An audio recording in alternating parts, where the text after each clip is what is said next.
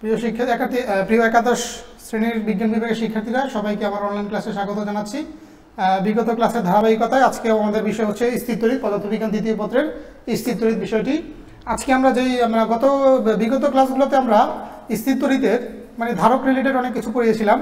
ধারকের সঞ্চিত শক্তি বা সমান্তর ধারকের ধারকত্বের মান, ধারকে কিভাবে আমরা সংযোগ দিই। আজকে দেখবো আমরা ধারককে কিভাবে আমরা সংযোগ করতে পারি, ধারকের সংযোগ। আজকে আর আমাদের টপিক হচ্ছে ধারকের সংযোগ।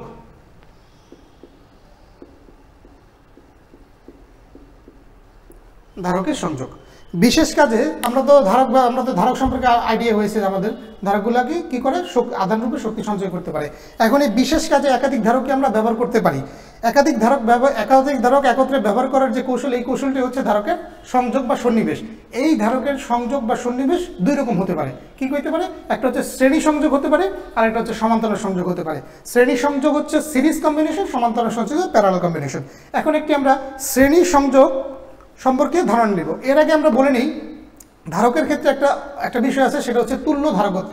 তুল্য ধারকত্ব হচ্ছে এমন একটা বিষয় যেখানে আমরা অনেকগুলো ধারককে একসাথে ব্যবহার করার পরিবর্তে এমন একটি ধারক ব্যবহার করব যেখানে তার বিভব পার্থক্য এবং আধানের পরিমাণ একই থাকবে, কোনো পরিবর্তন হবে না, কিন্তু মোট সমষ্টির মান পাওয়া যাবে। এই ধারকটাকে বলা হয় তুল্য ধারকত্ব। আমরা প্রথমেই শ্রেণী সংযোগ বা সিরিজ কম্বিনেশন সম্পর্কে একটু দেখব। সিরিজ কম্বিনেশনটা কীরকম হবে? প্রথমে শ্রেণী সমবায় বা সিরিজ কম্বিনেশন, শ্রেণী সমবায় বা সিরিজ কম্বিনেশন, শ্রেণী সংযোগ। এটা হবে যেমন আমরা একটা ধারক এই, আরেকটা ধারক এই, অথবা আরেকটা ধারক এই, তিনটা ধারক, এটা C1 C2 C3। এখন আমরা এখানে যদি প্লাস কিউ আধান দিই তাহলে অবশ্যই এখানে আমার মাইনাস কিউ আধান আবিষ্ট হবে। এখানে আবার প্লাস কিউ আধান দিলে এখানে আমার মাইনাস আধান আবিষ্ট হবে। আবার এখানে আমাদের প্লাস কিউ আধান দিলে এখানে অটোমেটিকলি মাইনাস আধান আবিষ্ট হবে। এখন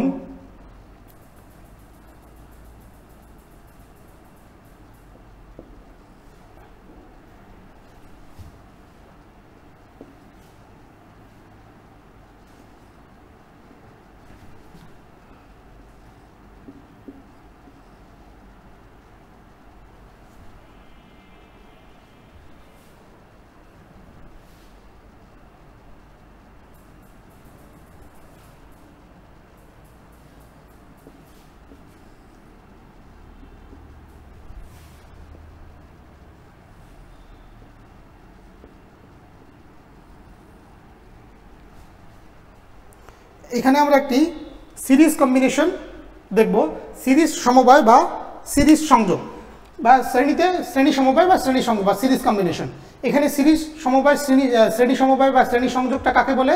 যখন একটি ধারকের প্রথম ধারকের দ্বিতীয় পাতের সাথে দ্বিতীয় ধারকের প্রথম পাত, আবার দ্বিতীয় ধারকের দ্বিতীয় পাতের সাথে তৃতীয় ধারকের প্রথম পাত, এইভাবে পর্যায়ক্রমিকভাবে সংযোগ দেওয়া হবে।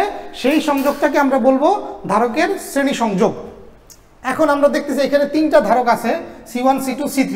এই ধারকগুলোর যখন আমরা তড়িৎ কোষ থেকে প্রথম ধারকে আমরা যখন প্লাস কিউ আধান আবিষ্ট করব, অটোমেটিক্যালি ধারকের অপর প্রান্তে মাইনাস কিউ আধান আবিষ্ট হবে। একইভাবে C2 ধারকের এক প্রান্তে যদি প্রথম প্রান্তে যদি প্লাস কিউ আধান আবিষ্ট হয়, আমরা যদি প্লাস কিউ আধান সরবরাহ করি বা প্রদান করি, ধারকের অপর প্রান্তে অবশ্যই মাইনাস কিউ আধান আবিষ্ট হবে। এরকমভাবে প্রতিটি ধারকে প্লাস মাইনাস কিউ আবিষ্ট হবে। এখন যেহেতু তিনটা ধারকই একই সিরিজে অবস্থান করতেছে, তাহলে প্রথম ধারকের যদি আমরা বলি যে প্রথম ধারকের বিভব পার্থক্য হচ্ছে V1 এবং দ্বিতীয় ধারকের বিভব পার্থক্য হচ্ছে V2, তৃতীয় ধারকের বিভব পার্থক্য হচ্ছে V3, তাহলে আমরা বলতে পারি যে যেহেতু এরা সিরিজ কম্বিনেশনে আছে এবং এদের প্রত্যেকটি পাত তড়িৎ কোষের দুই প্রান্তে আছে, তাহলে আমরা বলতে পারি V = V1 + V2 + V3। এটা আমরা বলতে পারি, যেহেতু আমরা বললাম যে সকল ভি হচ্ছে এই যত বিভব পার্থক্য আছে তা সে হচ্ছে ভি এর সমষ্টি সমান। এখন আমরা জানি ধারকত্ব থেকে আমরা কি জানি? ধারকত্ব C = Q/V। আমরা জানি ধারকত্ব হচ্ছে C = Q/V। এখন প্রথম ধারকের ক্ষেত্রে আমরা বলতে পারি যে V1 = Q/C1। প্রথম ধারকের ক্ষেত্রে আমরা বলতে পারি V1 = Q by C one. তাহলে দ্বিতীয় ধারকের ক্ষেত্রে আমরা বলতে পারি V two equal to Q by C two. তৃতীয় ধারকের ক্ষেত্রে বলতে পারি V three equal to Q by C three. এখন আমরা এখানে অনেকগুলো ধারক ব্যবহার করেছি, 3টা ধারক ব্যবহার করেছি, একাধিক আরও বেশি ধারক ব্যবহার করা যায়। এই সব ধারকের পরিবর্তে যদি আমরা এমন একটা ধারক ব্যবহার করতে চাই, যদি একটা ধারক ব্যবহার করি এবং সেক্ষেত্রে এই ধারকগুলোর বিভব পার্থক্য এবং চার্জের কোনো পরিবর্তন না হয়, সেক্ষেত্রে সেই ধারককে আমরা বলতে পারি তুল্য ধারকত্ব। সেক্ষেত্রে আমরা তুল্য ধারকের ক্ষেত্রে আমরা লিখতে পারি V equal to Q by CP. সুতরাং সিপি ইকুয়াল টু, যেহেতু সিরিজের জন্য আমরা তুল্য ধারকটাকে লিখতে পারি সিএস, তাহলে CS equal to Q by V. এখন এই সকল মানগুলো আমরা যদি 1 নং সমীকরণে বসাই, 1 নংয়ে বসাই, তাহলে কি পাবো? ভি হচ্ছে কিউ বাই সিএস। তাহলে আমরা কি লিখতে পারি? Q by CS equal to V ওয়ানকে লিখতে পারি Q by C one plus Q by C two plus Q by C three.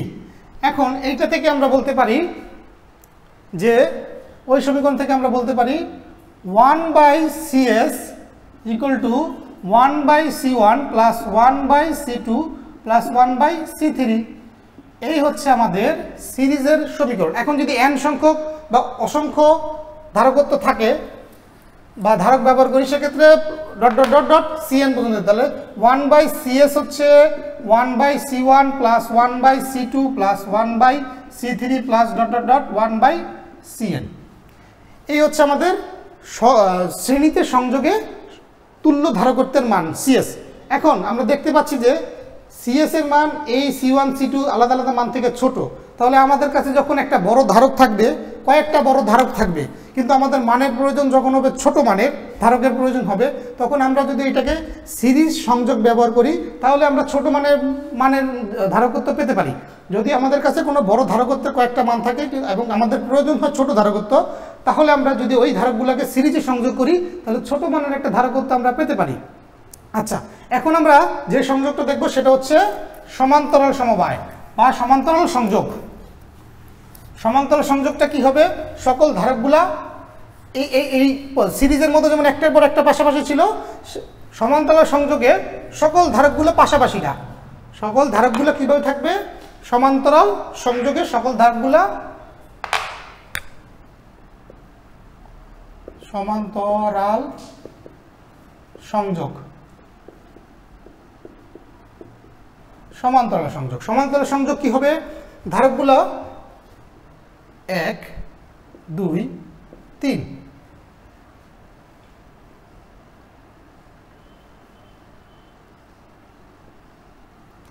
এখানে প্লাস কিউ ওয়ান, এখানে প্লাস কিউ টু, এখানে plus Q three, minus minus minus. এখন আমরা বলি এটা হচ্ছে পুরাটা হচ্ছে ভি। এখন এটাকে যদি আমি প্লাস মাইনাস করে সংযোগ দিয়ে দিই ব্যাটারির সাথে, এটাকে যদি আমি লিখি C1, এটা যদি হয় C2 আর এটা হচ্ছে আমার C3, তাহলে সমান্তরাল সংযোগ আমরা কাকে বলবো? সমান্তরাল সংযোগ হবে যে একটি ধারকের বা একাধিক ধারকের এক পাত একটা সাধারণ বিন্দুতে এবং ধারকগুলোর অপর পাত আরেকটা সাধারণ বিন্দুতে সংযুক্ত থাকে, সেই সংযোগকে আমরা বলবো সমান্তরাল সংযোগ। একাধিক ধারকের এক পাত একটা সাধারণ বিন্দুতে এবং ধারকগুলোর অপর পাত আরেকটা সাধারণ বিন্দুতে যখন সংযুক্ত থাকবে, সেই ধারকের সংযোগকে আমরা বলবো সমান্তরাল সংযোগ। এখন যখন আমরা তড়িৎ কোষ থেকে যখন আমরা চার্জ প্রদান করব, সেই চার্জ এখানে যে ধারকের মান অনুযায়ী ডিভাইড হয়ে যাবে, আলাদা আলাদা ভাগ হয়ে যাবে। তখন ভাগ হয়ে গেলে Q1 Q2 Q3 তিনটা মানের বিভিন্ন মানের আমরা আধান পেতে পারি। যখন আমরা চার্জ বা তড়িৎ কোষ থেকে যখন আমরা চার্জ প্রদান করব, তখন এই চার্জ এইখানে যে ধারকের মান অনুযায়ী আলাদা আলাদা করে ভাগ হয়ে যাবে, তার মানে আধানের পরিমাণ ভিন্ন ভিন্ন হয়ে যাবে। সেক্ষেত্রে আমরা লিখতে পারি Q equal to Q1 plus Q2 plus Q3। এক নম্বর সমীকরণ। এখন আমরা জানি কি ধারকত্ব সংজ্ঞা থেকে জানি C equal to Q by V, যেহেতু এখানে V একটাই। কারণ কি আমরা দেখতে পাচ্ছি যে সকল ধারকগুলোর এক প্রান্ত তড়িৎ কোষের এক প্রান্তের সাথে, আবার ধারকের অপর প্রান্তগুলোর সমষ্টি তড়িৎ কোষের আরেক প্রান্তের সাথে যুক্ত, তাহলে আমরা বলতে পারি যত ধারকই ব্যবহার করে করে দুই প্রান্ত যেহেতু দুই প্রান্তের সাথে যুক্ত, তার মানে তাদের মধ্যে ভিউ পার্থক্য একটাই হবে এবং সেটা হবে ভি। আচ্ছা, C equal to Q by V, তাহলে আমরা কিউ ইকুয়াল টু কি লিখতে পারি? কিউ ইকুয়াল টু লিখতে পারি সিবি। তাহলে সুতরাং আমাদের প্রথম ধারকের ক্ষেত্রে আমরা এই ঘটনাটা লিখতে পারি Q one equal to C one V, Q two equal to C two V, Q three equal to C three V. এখন এই মানগুলো আমরা যেহেতু অনেকগুলো ধারক ব্যবহার করেছি, আমরা একটা কথা বলেছিলাম যে অনেকগুলো ধারক ব্যবহার করার পরিবর্তে যদি আমরা একটা তুল্য ধারকত্ব বা সমষ্টিক ধারকত্ব ব্যবহার করি, যেখানে ওই ধারকের বিভব পার্থক্য এবং চার্জের কোনো পরিবর্তন হবে না, সেই তুল্য ধারকত্বটা কি হবে? আমাদের সিপি। যেহেতু এটা সমান্তরাল সমবায়, সমান্তরাল সংযোগ, সেক্ষেত্রে আমরা বলতে পারি যদি আমরা এই এতগুলো ধারকের পরিবর্তে একটি মাত্র ধারক ব্যবহার করি, যেখানে আমাদের চার্জের এবং তড়িৎ বিভবের কোনো বিভব পার্থক্যের কোনো সমস্যা হবে না, সেক্ষেত্রে আমরা সিপি বা তুল্য ধারকত্ব ব্যবহার করতে পারি সিপি। সেক্ষেত্রে আমরা কি লিখতে পারি? Q equal to CPV. আমরা যদি এতগুলো ধারকের একাধিক ধারকের পরিবর্তে যদি একটি ধারক ব্যবহার করি, সেই ধারকটাকে বলা হবে তুল্য ধারকত্ব। তাহলে কিউ ইকুয়াল টু সিপিভি। এই মানগুলো আমরা কি করব? 1 নং সমীকরণে বসিয়ে দেব। 1 নং সমীকরণে যদি বসাই, তাহলে কিউ ইকুয়াল টু কত দাঁড়ালো? CPV equal to Q one কত? C1V plus C2V plus C3V। এখন আমরা যদি ভি উঠিয়ে দিই, তাহলে ধারা CP equal to C1 plus C2 plus C3। এখন n সংখ্যক যদি ধারক থাকে, তাহলে CP equal to C1 plus C2 plus C3 plus dot dot dot dot plus Cn। এই হচ্ছে আমাদের সমান্তরাল সমবায়ের বা সমান্তরাল সংযোগের তুল্য ধারকত্ব সিপির মান। এখন আমরা দেখতেই পাচ্ছি যে সমান্তরাল সংযোগে যখন আমরা ধারকগুলো সংযোগকৃত করব, তখন ধারকত্বের তুল্য ধারকত্বের মান অটোমেটিক অনেক বড় হয়ে যাবে। তাহলে আমরা এটা কোন পারপাসে এই সমান্তরাল সংযোগটা ব্যবহার করতে পারবো? যখন আমাদের কাছে অনেকগুলো ধারক আছে কিন্তু ছোট ছোট মানের ধারক আছে, কিন্তু আমাদের পরীক্ষার জন্য প্রয়োজন হবে বড় মানের একটা ধারক। সেই সকল ধারককে আমরা বড় মান করার জন্য অবশ্যই সমান্তরালভাবে সংযোগিত করব। তার মানে একটা বড় ধারকের মান পেতে হলে ছোট ছোট ধারকগুলোকে সমান্তরালভাবে যখন সংযোগ করব, তখন তার থেকে একটা বড় মানের ধারক আমরা পেতে পারি। তার মানে বড় মানের ধারক পাওয়ার জন্য আমরা অবশ্যই সমান্তরালভাবে সংযোগকৃত ধারকগুলোকে সমান্তরালভাবে সংযোগ করব। আচ্ছা,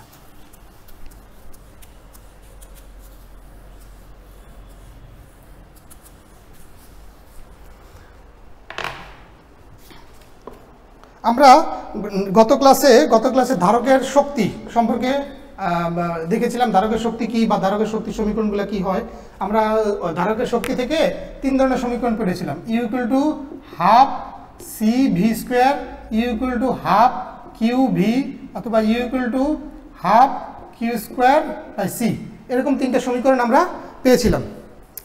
এগুলো আমার ছিল ধারকের সঞ্চিত শক্তি। ধারক কি করে? ধারক আধান রূপে শক্তি সঞ্চয় করতে পারে এবং পরবর্তীতে তা আবার ব্যবহার করতে পারে। তার মানে ধারকের মাঝখানে আমরা অন্তরক পদার্থ রাখি, সেই অন্তরক পদার্থ শক্তি আধান রূপে শক্তি সঞ্চয় করে। এই সঞ্চয়কৃত শক্তির যে সমীকরণগুলো ছিল, এইটা এরকম ছিল। এখন আমরা দেখব একক আয়তনে ধারকের সঞ্চিত শক্তি কীরকম হয়। একক আয়তনে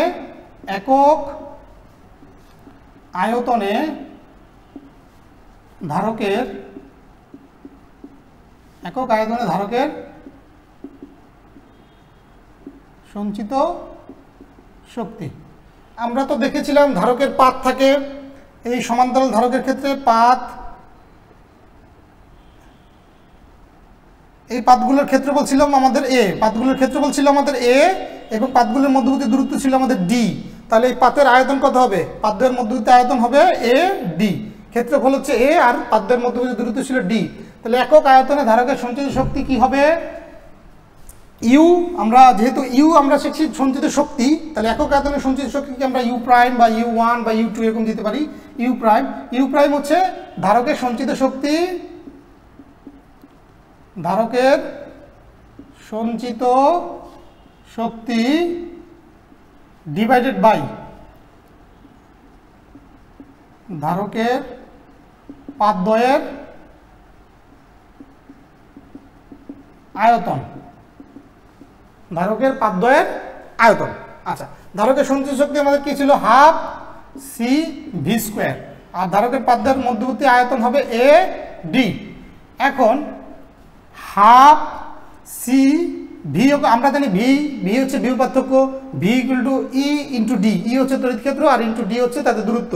এটা আমরা যখন আমরা স্থির তড়িতের প্রথম দিকে আলোচনা করেছিলাম তখন V equal to E into D এই সমীকরণটি বের করেছিলাম। তাহলে ই ইন্টু ডি হোল স্কয়ার দেওয়া যায়, তাহলে এ ডি। এখন এটাকে আবার কি লেখা যায়, হাফ সি কে আমরা কি লিখতে পারি, সমান্তরাল পাতধারক, যেহেতু সমান্তরাল পাতধারকের ধারকত্ব ছিল C equal to epsilon A by D. সমান্তরাল পাতধারকের ধারকত্ব ছিল C equal to epsilon A by D. তাহলে আমরা সি এর স্থলে আমরা কি লিখতে পারি, C equal to epsilon A by D into E square D square divided by A D. এখন এই ডি আর এই ডি কাটলে আমাদের থাকে হাফ, এটা একসাথে লিখে ফেলি, epsilon A E square D divide by 2 into 1 by A D. D D কাটা এ কাটা, তাহলে থাকে হাফ এপসিলন ই স্কোয়ার।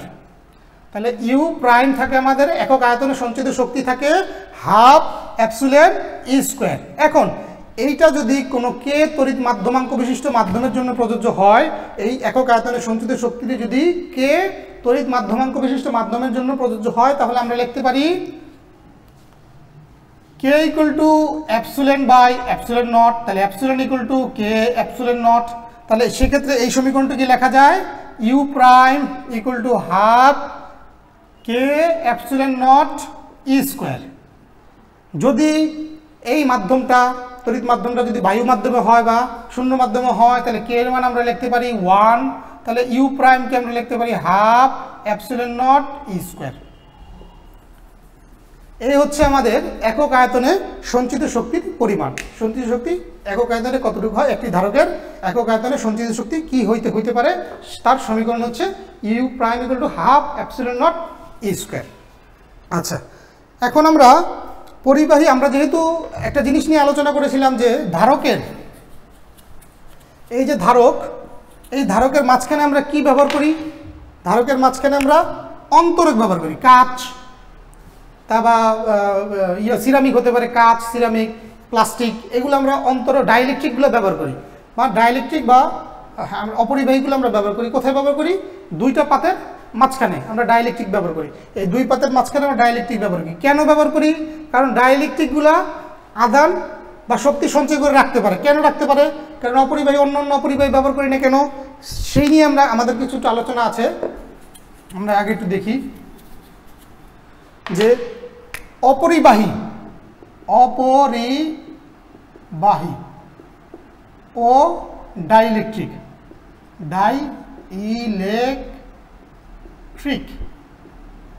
অপরিবাহী ও ডাইইলেকট্রিক দুইটাই কি এক জিনিস? সকল ডাইইলেকট্রিকই তো অপরিবাহী হতে পারে, কিন্তু সকল অপরিবাহী ডাইইলেকট্রিক, কিন্তু সকল ডাইইলেকট্রিকই অপরিবাহী নয়। কেন? কারণ আমরা ডাইইলেকট্রিকের ক্ষেত্রে জানি যে পোলারায়ন তৈরি করতে পারে। আমরা যে সকল অপরিবাহী পদার্থের তড়িৎ ক্ষেত্র স্থাপন করলে পোলারায়ন করে তাদেরকেই বলা হয় ডাইইলেকট্রিক। তাহলে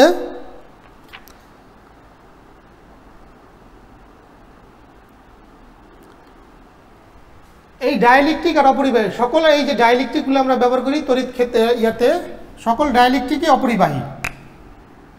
এই পাত এই হচ্ছে আমাদের একটি ধারক। এই ধারকের মাঝখানে আমরা কাঁচ অথবা সিরামিক অথবা প্লাস্টিক ডাইইলেকট্রিক হিসেবে ব্যবহার করব। এখন আমরা বলবো যে সকল ডাইইলেকট্রিকই অপরিবাহী, কিন্তু সকল অপরিবাহী ডাইইলেকট্রিক নয়। কেননা অপরিবাহীগুলো কি করে, অপরিবাহীগুলো সাধারণত মুক্ত ইলেকট্রন থাকে না। অপরিবাহী পদার্থতে মুক্ত ইলেকট্রন না থাকার কারণে সেগুলো সাধারণত বিদ্যুৎ পরিবহনে বাধা সৃষ্টি করে। এখন এই অপরিবাহীগুলোকে যখন আমরা তড়িৎ ক্ষেত্রে স্থাপন করব, যখন আমরা অপরিবাহীগুলোকে তড়িৎ ক্ষেত্রে স্থাপন করব, তাহলে অপরিবাহীর যে ইলেকট্রনগুলো আছে সেটি তড়িৎ ক্ষেত্রে যে অপরিবাহীর যে পজিটিভ চার্জগুলো আছে সেই পজিটিভ চার্জগুলো সাধারণত তড়িৎ ক্ষেত্রের দিকে এবং নেগেটিভ চার্জগুলো সাধারণত তড়িৎ ক্ষেত্রের বিপরীত দিকে অগ্রসর হয়। এইভাবে অগ্রসর হলে এক ধরনের মেরু সৃষ্টি হয়। এই মেরুকে বলা হয় পোলারায়ন, প্লাস আর এই মাইনাস। এইগুলো প্লাসটা কী করে, প্লাসটা এদিকে সরে যায়, মাইনাসটা এদিকে সরে যায়, মাইনাসটা এদিকে সরে গিয়ে এরকম একটা পোলারায়ন তৈরি হয়। এই যে দুই রকম চার্জ দুই দিকে সরে গেছে, এই সরে যাওয়াকে বলা হয় পোলারায়ন। তাহলে অপরিবাহী পদার্থগুলো যখন আমরা তড়িৎ ক্ষেত্রে স্থাপন করি, স্থাপন করলে এদের যে পরমাণুতে যে ধনাত্মক চার্জ থাকে, ধনাত্মক চার্জগুলো ইলেকট্রিক ফিল্ডের দিকে এবং ঋণাত্মক চার্জগুলো ইলেকট্রিক ফিল্ডের বাইরের দিকে সরে যায়। বাইরের দিকে সরে গেলে এখানে একটা পোলারায়ন ঘটে। তাহলে যে সকল অপরিবাহীতে পোলারায়ন ঘটে সেই সকল অপরিবাহীকেই আমরা ডাইইলেকট্রিক হিসেবে ব্যবহার করি। যেমন কাঁচ, সিরামিক, প্লাস্টিক এগুলোকে আমরা ডাইইলেকট্রিক হিসেবে ব্যবহার করতে পারি। কিন্তু সকল অপরিবাহী ডাইইলেকট্রিক নয়। কারণ কি, সকল অপরিবাহী তো পোলারায়ন সৃষ্টি করতে পারে না, কিন্তু যেই সব অপরিবাহী পোলারায়ন সৃষ্টি করতে পারে শুধুমাত্র সেই সকল অপরিবাহীকে আমরা ডাইইলেকট্রিক বলি। তার মানে সকল অপরিবাহী বিদ্যুৎ পরিবহনে বাধা সৃষ্টি করে, কিন্তু যখন অপরিবাহীগুলো বিদ্যুৎ পরিবহনে বাধা সৃষ্টি করে, কিন্তু ডাইইলেকট্রিকগুলো কী করে, ডাইইলেকট্রিকগুলোতে যেহেতু পোলারায়ন ঘটার কারণে এগুলো অধিক মাত্রার চার্জ সংরক্ষণ করতে পারে। এই জন্য ডাইইলেকট্রিকগুলোকেই আমরা তড়িৎ ক্ষেত্রে আমরা পাতের মাঝখানে ব্যবহার করি, অপরিবাহী পদার্থ নয়। কেননা অপরিবাহী পদার্থগুলোতে পোলারায়ন তৈরি হয় না, কিন্তু যে সকল অপরিবাহী পদার্থের ভিতরে পোলারায়ন তৈরি হয় শুধুমাত্র সেই সকল অপরিবাহী পদার্থগুলো আমরা ডাইইলেকট্রিক হিসেবে ব্যবহার করি এবং পাতে ব্যবহার করি। পাতে ব্যবহার করার কারণে সেগুলো চার্জ সংরক্ষণ করে রাখতে পারে। তার মানে আমরা বলতে পারি যে সকল ডাইইলেকট্রিক অপরিবাহী, কিন্তু সকল অপরিবাহী ডাইইলেকট্রিক নয়। অপরিবাহী হতে হলে তার পোলারায়ন ঘটতে হবে, পোলারায়ন ঘটলেই ডাইইলেকট্রিক হবে। তার মানে সকল অপরিবাহী ডাইইলেকট্রিক, কিন্তু সকল ডাইইলেকট্রিকই অপরিবাহী নয়, এরকম একটা কথা বলা যেতে পারে। আচ্ছা, সকল ডাইইলেকট্রিক অপরিবাহী, কিন্তু সকল অপরিবাহী ডাইইলেকট্রিক নয়। ডাইইলেকট্রিকগুলো হচ্ছে উচ্চ পোলারায়িত অপরিবাহী, তাই শক্তি সঞ্চয়ের কাজে এগুলো আমরা তড়িৎ ধারকে ব্যবহার করে থাকি। আচ্ছা, তারপরে আমরা দেখব যে তড়িৎ মাধ্যামাঙ্ক নিয়ে আমরা একটু আলোচনা করব। তড়িৎ মাধ্যামাঙ্ক বা পরাবৈদ্যুতিক ধ্রুবক।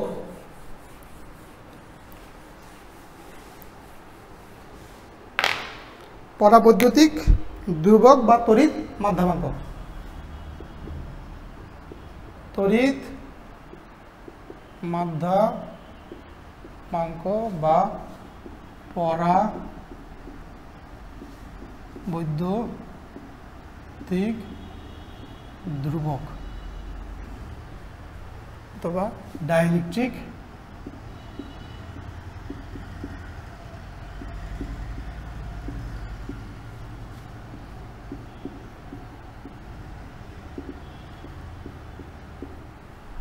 এগুলো তড়িৎ মাধ্যামাঙ্ক বা পরাবৈদ্যুতিক ধ্রুবক বা ডাইইলেকট্রিক। কে দ্বারা আমরা সূচিত করি C/C0। এখন যখন আমরা কোনো ধারকের পাতে যখন আমরা কোনো ডাইইলেকট্রিক পদার্থ রাখবো, আমরা যখন একটা ধারকের পাতে যখন ডাইইলেকট্রিক পদার্থ রাখবো, তখন তার ধারকত্ব এবং শূন্য কোনো ডাইইলেকট্রিক পদার্থ না রাখলে তার ধারকত্ব, এই দুই ধারকত্বের অনুপাতটাইকে বলা হবে আমাদের পরাবৈদ্যুতিক ধ্রুবক বা তড়িৎ মাধ্যামাঙ্ক বা ডাইইলেকট্রিক ধ্রুবক। আচ্ছা, আমরা সংক্ষেপে আরো দুই একটা টপিক আজকে দেখতে চাই। সেটা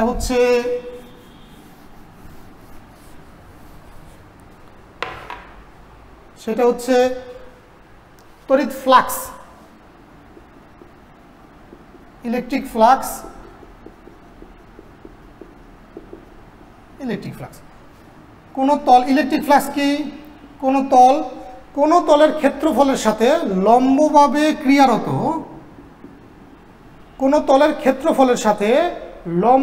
ক্রিয়ারত তড়িৎ ক্ষেত্রের উপাংশের গুণফলকেই বলবো আমরা তড়িৎ ফ্লাক্স। এই তড়িৎ ফ্লাক্সকে আমরা ফাই দ্বারা সূচিত করি অথবা ফাই ই দ্বারা সূচিত করি। ফাই দ্বারা সূচিত করা যায়, ফাই ই দ্বারা সূচিত করা। তাহলে তড়িৎ ফ্লাক্স ফাই হবে কোনো তলের ক্ষেত্রফল তার সাথে লম্বভাবে প্রযুক্ত তড়িৎ ক্ষেত্রের যে উপাংশ আছে উপাংশের গুণফল। তাহলে ফাই ইকুয়াল টু হবে ES। এখন এই উপাংশটা যদি তড়িৎ ক্ষেত্রের যে আমাদের ক্ষেত্রফল আছে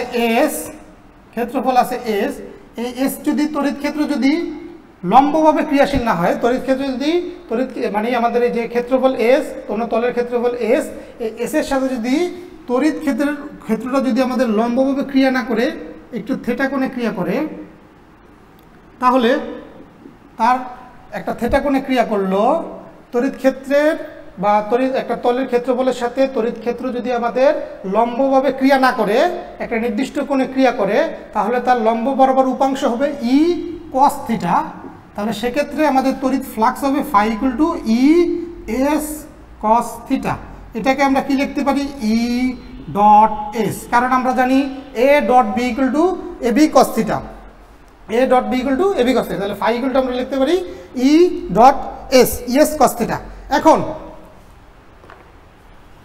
আমরা যদি একটা ক্ষুদ্র অংশ বা ক্ষুদ্র তল ডিএস বিবেচনা করি, একটা ক্ষুদ্র তল আমরা যদি ডিএস বিবেচনা করি, এটা এস ডিএস ই, তাহলে তড়িৎ ফ্লাক্সের মান কি হবে? তড়িৎ ফ্লাক্সের মান হবে phi equal to E dot DS, E dot DS. যদি আমরা একটা ক্ষুদ্র অংশ ডিএস বিবেচনা করি এস তলের সাপেক্ষে, তাহলে তার তড়িৎ ফ্লাক্স হবে phi equal to E dot DS. এখন এটা যদি সমগ্র তল বিবেচনা করি, সমগ্র তল ডিফাই, সমগ্র তল বিবেচনা করলে আমরা লিখতে পারি phi equal to integration over E dot DS.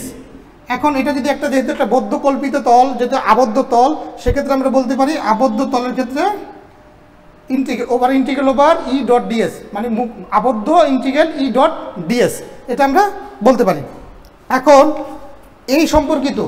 এই তড়িৎ ফ্লাক্স সম্পর্কিত এক বিজ্ঞানী গাউস একটি সূত্র প্রদান করেছেন, সেটাকে আমরা বলি গাউসের সূত্র, গাউসের ল। সেটা হচ্ছে কোনো তড়িৎ ক্ষেত্রের বদ্ধ কল্পিত তলের তড়িৎ ফ্লাক্সের অ্যাপসিলন নট গুণ হবে ওই তলের মোট তড়িৎ আদানের সমান। কোনো তড়িৎ ক্ষেত্রের বদ্ধ কল্পিত তলের তড়িৎ ফ্লাক্সের অ্যাপসিলন নট গুণ হবে ওই তলের মোট তড়িৎ আদানের সমান। তাহলে তড়িৎ ফ্লাক্সের অ্যাপসিলন নট গুণ হবে ওই তলের মোট তড়িৎ আদানের সমান। এই হচ্ছে আমাদের গাউসের সূত্র।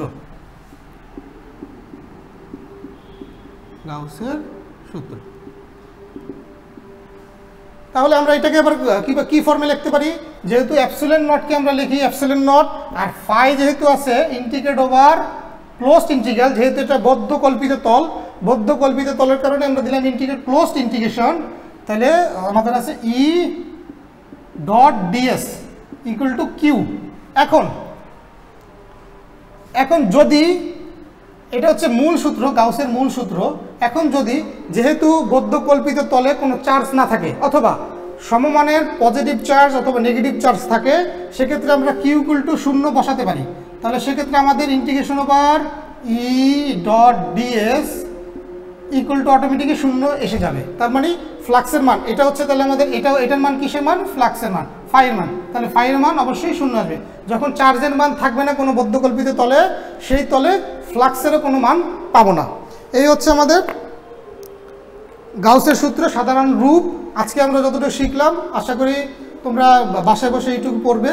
এইটুকু পড়লে আমাদের এই চ্যাপ্টারের মোটামুটি অনেকটুকু কভার হবে। নেক্সট ক্লাসে আমরা কিছু ম্যাথমেটিক্স এবং সৃজনশীল প্রশ্ন নিয়ে আলোচনা করে এই চ্যাপ্টারকে শেষ করবো আশা রাখি। সবাইকে অসংখ্য ধন্যবাদ। সবাই ভালো থাকবা ইনশাল্লাহ।